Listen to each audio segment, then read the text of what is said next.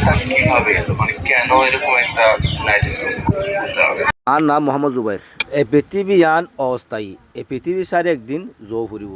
যখন মানুষ পৃথিবী সারি একদিন যাইবই, তখন পৃথিবীর মাঝে দুই জিনিস বাকি থাকা যাবে, একখান হইতে পালা আর একখান হইতে খারাপ। হ্যাঁ কইরে চিন্তা করলাম কম আল্লাহ কথা পালা কিছু করি, হ্যাঁ কইরে আয় এত জিনিস তৈরি লই।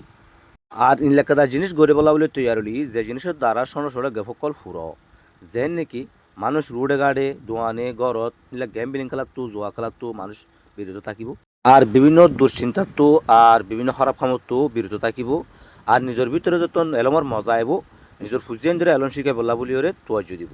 হ্যাঁ কইরে আয় এই জিনিস সর্বপ্রথম কেমন মধ্যে আবিষ্কার করছি বুড়া বন্যা। আ আ আ ই ই উ।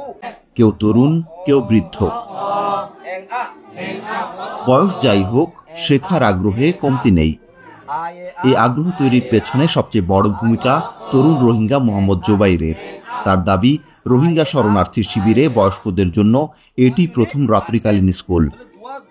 আর কমিউনিটির মধ্যে মানুষ বিশেষ করে মানে অশিক্ষিত মানুষ, হাজকর্ম সারা মানুষ, মানে হাজকর্ম হলে মগরিবর বাদে আর কোনো হাজকর্ম নাই, তাহলে বিভিন্ন কাজের মাঝে মানুষ কেউ লিপ্ত, খারাপ কাজত এলে গেমবিলিংয়ের মাঝে বিভিন্ন কাজের মাঝে লিপ্ত, বিভিন্ন ভাবে চিন্তা করে। আর দাসে মানুষ বিশ্ব অলসদ্য হলে সংসারের মাঝে খেরেনকাল হজিয়া হজাতুই থাকে।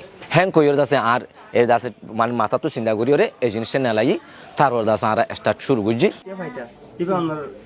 এই তরুণেরা 22 নম্বর ক্যাম্পের নিজেদের উদ্যোগে তৈরি একটি স্বেচ্ছাসেবক দল চেঞ্জ টুগেদারের সদস্য। 4 জন রোহিঙ্গা শিক্ষক নিয়েছেন এ বয়স্ক শিক্ষার দায়িত্ব। তাদের একজন মোহাম্মদ কামাল। আর বর্মিস কারিকুলামত লইরে যেভাবে বেজিক ইলেকট্রিসিটি আছে এবার শিখাই দিই। এটা সাবজেক্ট লই দে বেজিক বার্মিস, বেজিক ম্যাথ, বেজিক ইংলিশ, এই 3 সাবজেক্ট লইরে আড়াইটার পড়া। তবে এই রাত্রিকালীন স্কুলে আপাতত পড়তে পারেন শুধু পুরুষেরা।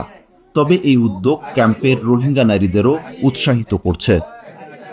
14-15 29-30 বুতর মায়া ভান জুন আছে উনরা আরা শিখিবাল্লা ইতারা নিজে হর নাইডে স্কুল খুলে তো দেখি ওরে আর নিজে করতে চাইনি ইয়া নজরিয়া আরা নাইট স্কুল খুলতে চাই স্যার মেয়ে আগে মানে একখানা কান ধরাই আহমদ। তবে এখানে শুধু ইচ্ছা নয়, বাস্তবায়নে প্রয়োজন সহায়তাও।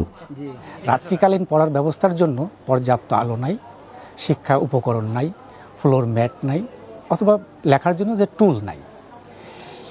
ইনিশিয়ালি আমরা তাদেরকে এই সাপোর্টটা প্রোভাইড করব, এরপরের থেকে কমিউনিটি নিজস্ব উদ্যোগে স্কুলটা চালিয়ে নিয়ে যাবে।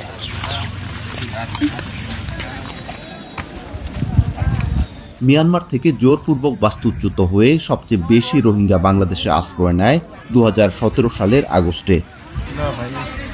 দেশে প্রায় 12 লাখ রোহিঙ্গার বসবাস। এমন বাস্তবতায় 20 জুন পালিত হচ্ছে বিশ্ব শরণার্থী দিবস। It is a time when fund is going down, but we have to talk more about the resilience. The theme of this year's World Refugee Day, it is focusing on resilience. The whole world is seeing a rise of refugees more and more, and the Rohingya crisis should not be forgotten.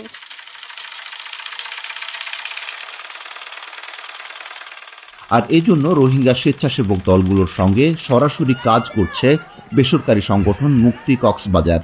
এক্ষেত্রে তাদের কারিগরি সহায়তা দিচ্ছে আন্তর্জাতিক বেসরকারি সংস্থা Oxfam. আর এই পুরো উদ্যোগটি বাস্তবায়িত হচ্ছে অস্ট্রেলিয়া হিউম্যানিটারিয়ান পার্টনারশিপ এর আর্থিক সহায়তায় 5টি ক্যাম্পে।